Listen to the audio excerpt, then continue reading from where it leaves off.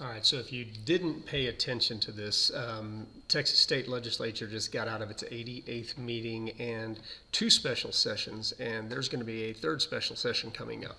So a lot of people have been screaming about property taxes and things like that, and there's been a lot of discussion about things that are, bills that are getting vetoed and all this other stuff. But what I wanted to do, I attended a class yesterday through Independence Title Company and got a little bit of an update on some of the real estate things that are going on with this legislative session, and just wanted to bring you this information so that you know there's some property tax relief coming in there. I know that's been a hot topic over the last couple of years with all the increases that we've seen in value. So if this is the kind of video that you were looking for, a little bit of information on what's going on with the legislature in Texas, what's happening, sit back, relax. I'm Chris Peshek. I'm a broker associate at Peshek Properties in the Dripping Springs home team, and I'm going to dive into a little bit of this information. I'm not going to go into all of it because it took an hour to go over, but I'm going to kind of give you a little bit of a highlight and especially touch on that property tax relief part. So let's go take a look at what I saw yesterday. All right, guys. So diving into this again, this information came from Independence Title Company. One of their attorneys, Ronald Love, was the presenter here. They were calling this the Clash of the Titans Legislative Update 2023. And I got this information on August 8th. Roland Love's VP and counsel for Independence Title Company. So that's letting you know where this information is coming from. Now, a few things that he talked about that were going on. We had a lot of kind of button heads of the big people in there. Abbott vetoed 76 total bills, and he's called two special sessions so far. They're expecting a third special session. Some of the highlights here: state versus the city. There was a lot made out of this, where the state of Texas, they really made no bones about it. They were coming after city of Austin, and they're saying, look, if the state has regulations for certain things, the city, Austin, is not going to override the state regulations. There's already been a lawsuit filed on this. Harris County and Travis County, Austin and Houston, two of the more liberal areas in the state, have already filed a lawsuit against some of this stuff. So we'll see how that shakes out. There were a few things, state versus federal. Obviously, we've got the Attorney General impeachment going on. There was the expulsion of a House member. So there was a ton going on here. Then also, obviously, they were talking a lot about school vouchers, broadband, and then people didn't really talk about this one, but the state is kind of going after foreign ownership, people outside of the United States coming in, buying land up in Texas and things like that, especially when it comes to agricultural land and land that's around military bases and stuff. So those are kind of the things that were covered. Here is the big thing that I want to talk about here, and this is this is the biggest thing to come out of it from the real estate perspective. Lieutenant Governor and Speaker of the House announced an agreement on an $18 billion tax cut. State Bill 2 and State Bill 3 are effective immediately. Now, that's a little bit of a misnomer. I'll talk about that in a second. But here's what the highlights are. $12 billion plus is going to be spent on reducing school property tax rate for all homeowners and business properties. Okay, everybody has seen their values go up, especially in Austin and Dripping Springs. This is directly to bring those values back down to save a little bit of extra money for homeowners and for business owners as well. Homestead exemption was also extended. We've had a $40,000 minimum exemption in the state prior to this. Now there's a $100,000 minimum exemption for homestead. So if you have not filed a homestead exemption on your property, you're definitely going to want to do that. The old exemption, and I just took this as a 2% tax rate, and I know there's some parts of Dripping Springs that have 3%, and other areas around Austin. At a 2% tax rate, the previous exemption saved a homeowner about $800 for the year. This $100,000 is going to end up being a $2,000 savings for the year. So $1,200 tax savings just in this one part of the bill. Non-homestead properties, these are small business owner properties. As long as they're valued under $5 million, it could be a residential property also. So if you've got a long-term rental, short-term rental, things like that, if the value is under $5 million, there's going to be a 20% tax cap on a 3-year period. And so basically it's capping it. In 3 years, it can only go up 20%. Now, this is a test period, and they're going to reassess this after the end of 3 period. But there's not a true circuit breaker like there is in Colorado, or California, like the name suggests here. But after a 3-year period, they're going to cap this 20%, and they're going to look at the valuations and how much money is being collected still in taxes. And then they're going to decide whether or not to make this long-term or to make it a 3-year repeating term, or whether to wipe it out completely. But for the next 3 years, if all of this goes through, and I'll talk more on that in a second, for the next 3 years, there's going to be a 20% maximum appraisal cap on non-homestead properties that are $5 million and under. There's also a little bit going into a franchise tax reduction for small businesses. This is actually increasing a threshold. Right now, the threshold is 1.24 million. If a small business makes less than 1.24 million, they do not pay franchise tax. That number is actually going up to 2.47 million. Not quite a doubling. Well, yeah, it's actually just right under a doubling. So that's going to help out more small businesses. Texas is really big on small businesses, small business owners. This is a little bit more trying to help them out.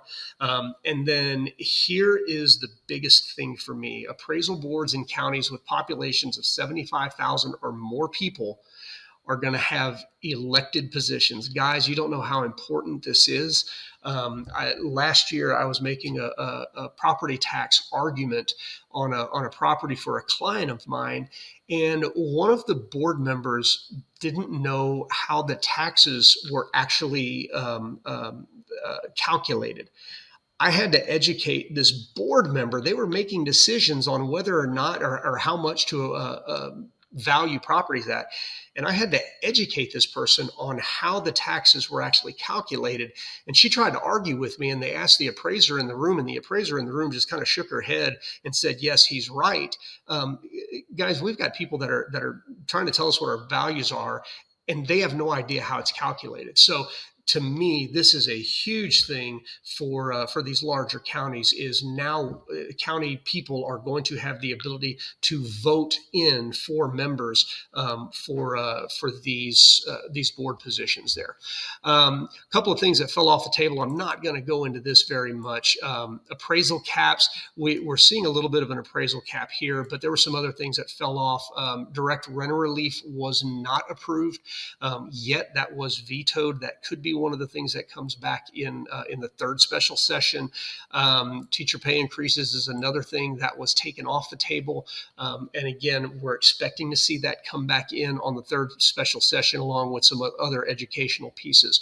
The governor, and I didn't realize this, Mr. Love pointed this out, the governor made it very, very clear and kept making it clear throughout this session that his number one agenda on this was property tax relief. So anything that was not property tax relief, that's what he was vetoing. That's why we saw these 76 vetoes. And that's why we're looking at potentially, here it is right here, a potential third special session, which is really out of the ordinary. But they want to bring some of the things that were vetoed back in and vote on them now that the property tax relief has been taken care of in the first two special sessions. Now, here is the one major caveat on all of this. Okay, HJR 2, that's what we're talking about with all these property tax relief, requires a constitutional amendment in the state of Texas. Okay, it is going to be on the ballot November 7th. So you have got to plan to go to the ballot to vote on November 7th of this year, 2023. And that's where we're going to have the ability to put this Property Tax Relief Act into the Constitution.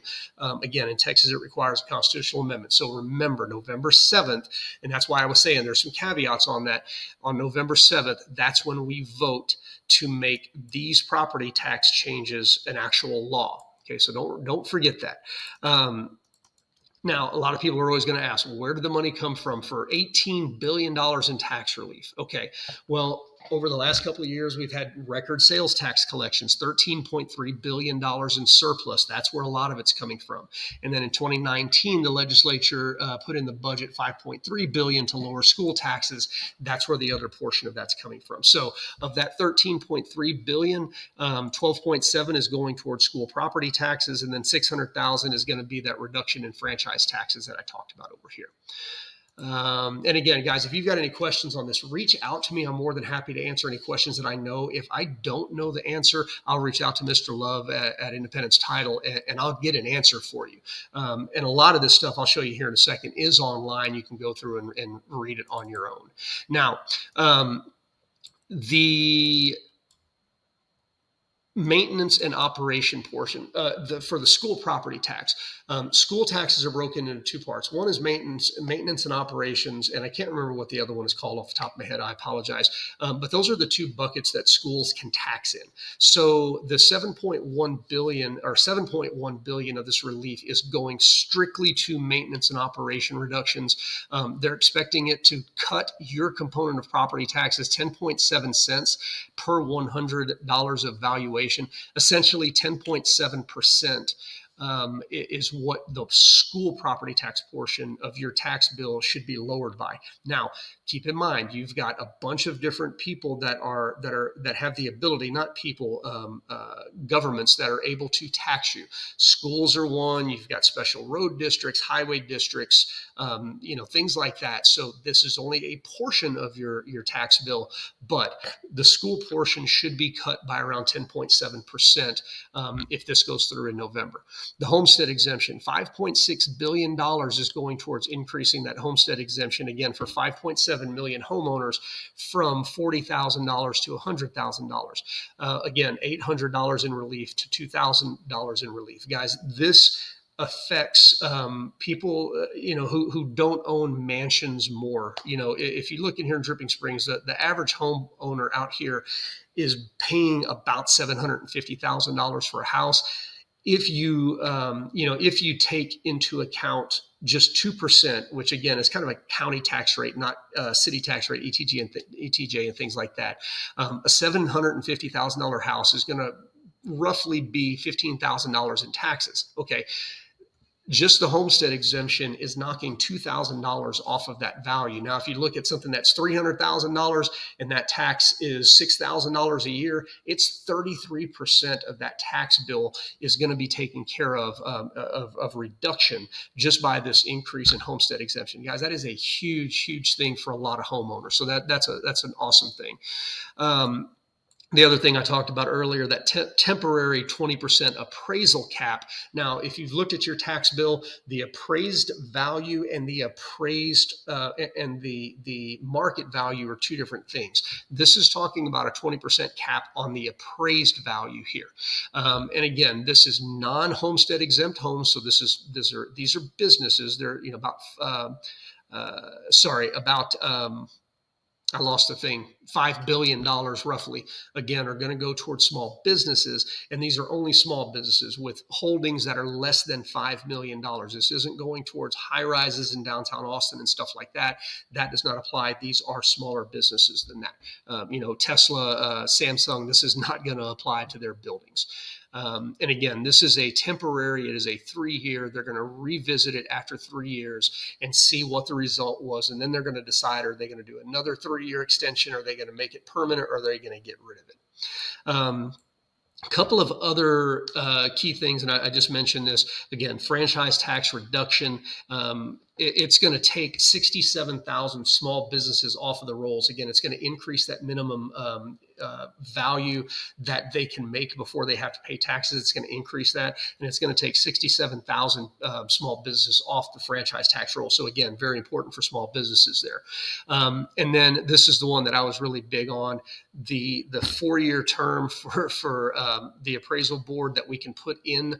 We can elect people into the appraisal board for a 4-year term. Again, huge, absolutely huge. And if this passes on November 7th, it's going to go into effect immediately. So it's going to affect your 2023 tax bill. It won't be your 2024 bill. It will be the tax bill for this year.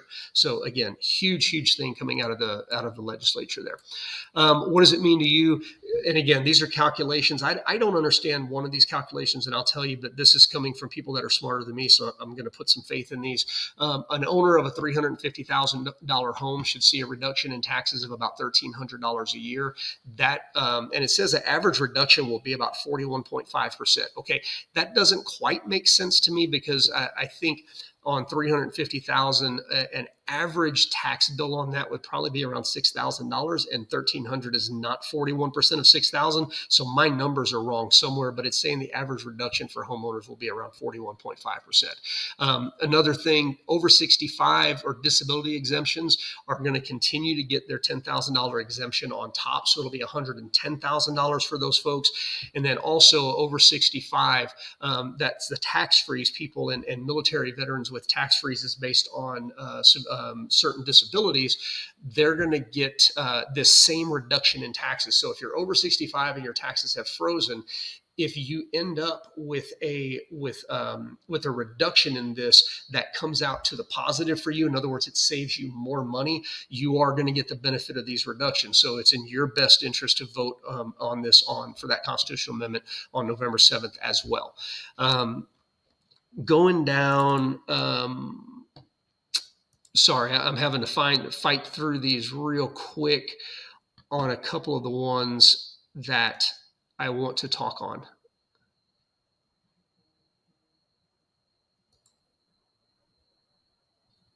I'm gonna have to cut this out.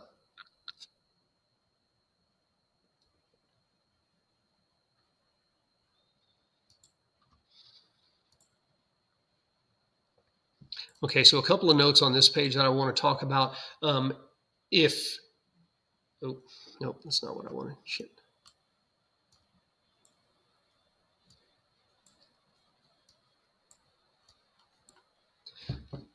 Okay, so a couple of other things that I wanted to talk about this, a couple of other pretty big changes. Prior to this year, if a person under 18 was going to buy real estate, they were capped at $100,000. I mean, you know, a lot of people would say, well, why is somebody under 18 buying property? But Mr. Love kind of went through a bunch of examples for us, and it made a lot of sense. But, you know, their parents or their guardians have to be able to sign with them on their behalf. But what this bill does is it increases that amount from 100,000 to 250. It's not like there's a lot of $100,000 properties on the market right now. That's the reason they increase that amount to 250. This is going to take effect on September 1st. It does not require a constitutional amendment, but it's going to give younger people the ability to buy a property up to 250 as long as their parents are acting on their behalf and with them. Another thing that came out of this, HOAs now, there was evidently a big deal about this where HOAs were fining people, and the people within the HOA didn't have any idea why they were being fined, what the fines were, and things like that. So now the legislature is requiring HOAs to put all of their fine schedules online so the homeowners can go online and see what the fine schedules are. So it's actually set in stone. It's not something that can fluctuate anymore. So I definitely see that as a good thing. Anything that limits the powers of HOAs, I'm a fan of personally. But again, that's something that came through this time. And then this one here is a major one. ETJs. It had been that like City of Austin could just expand its ETJ and kind of gobble up land. And that was one of the reasons that Dripping Springs ended up pushing their ETJ all the way to all the way to the county line, was because they knew that if they didn't, Austin was going to encroach into Hayes County and start gobbling up things like Belterra, Ledgestone, and that area. Well, now, if landowners and property owners did not ask to be annexed, and that's the key on this, if they did not ask to be annexed, then they can ask the city to release them out of the ETJ, because cities have to provide certain services within the ETJ. And if the property owners are not seeing the benefit of that, or they're not recognizing that they're getting a deal from the city in terms of services, they can ask to be withdrawn from the ETJ, and that would effectively lower taxes and things like that.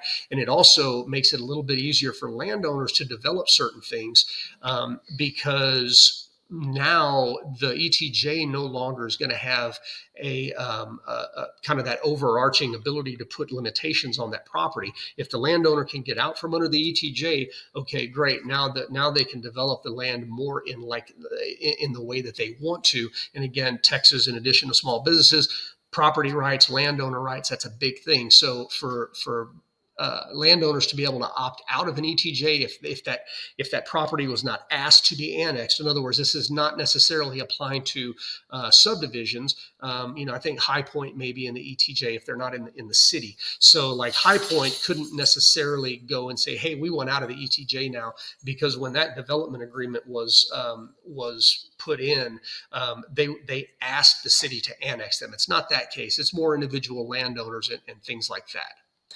And as I mentioned earlier, when we had state versus cities, where the state is kind of taking aim at Austin and Houston on this, this was House Bill 2127.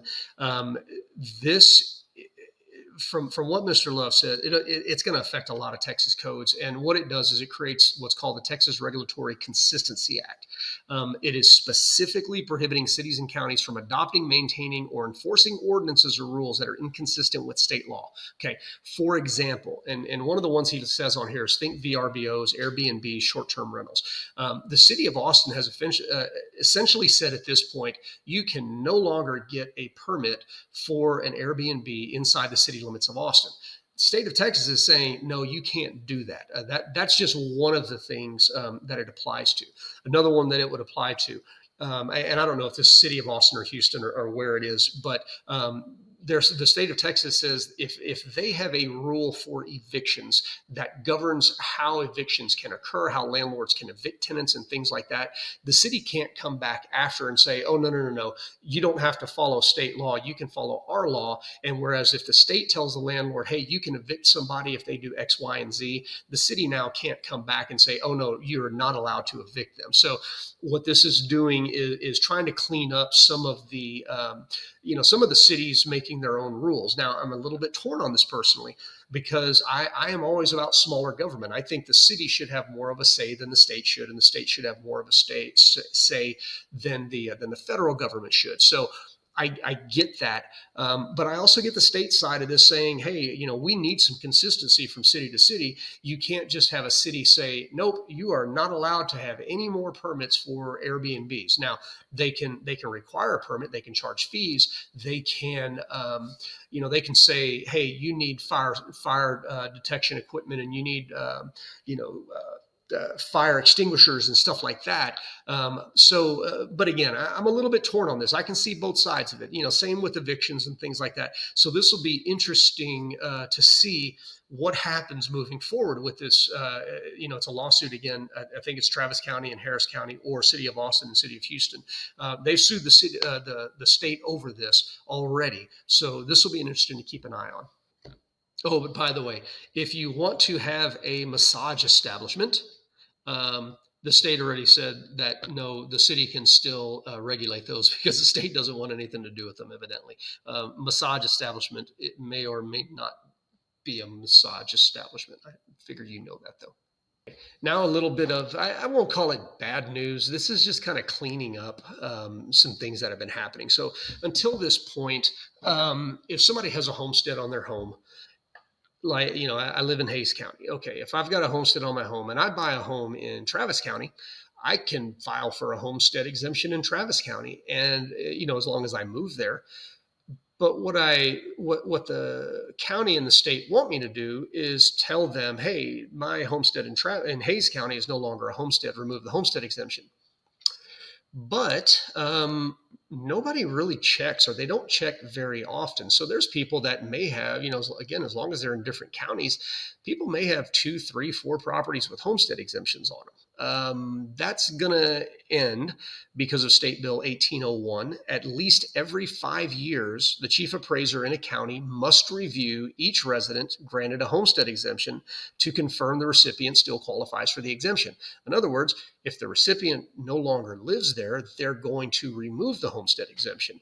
Obviously at this point, with a $100,000 benefit in terms of tax reduction on a homestead exemption, the state's like, okay, we're going to give you this additional benefit, but we're also going to make it harder for you to maintain multiple homesteads, or a lot harder than it was in the past. So, yep, I get why people did it. Nobody wants to pay taxes. Is it a form of cheating? Yep. Is the state going to start enforcing against that?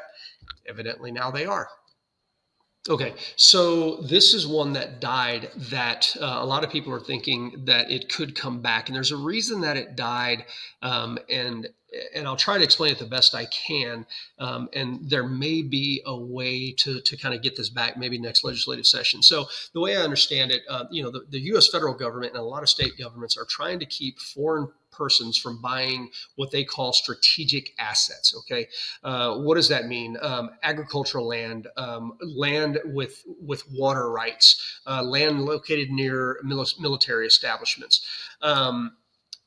Let's say somebody in China that we may or may not know has a tie to the Chinese government. We would not want them buying up 5,000 acres next to Fort Hood. That's probably not in the best interest of our country and our state. Or 20,000 acres of agricultural land. Okay, I can see why this is needed. But the way it was written and the reason it died is there were a bunch of fair housing issues, a bunch of title issues, and the enforcement of this thing essentially fell on title companies and things like that. Now, what they're trying to do is figure out a way for the state to have a regulatory agency that reviews property that's bought in specific locations to find out after the fact if there's a reason that sale should not have gone through, and then maybe there's a way to enforce it after the fact and pull that property back from the owners that bought it, the foreign owners that bought it. So a lot of debate still to go on this one, but this is one that died that we could see coming back in the near future. Near future being potentially next year or the year after if they get some things worked out on this.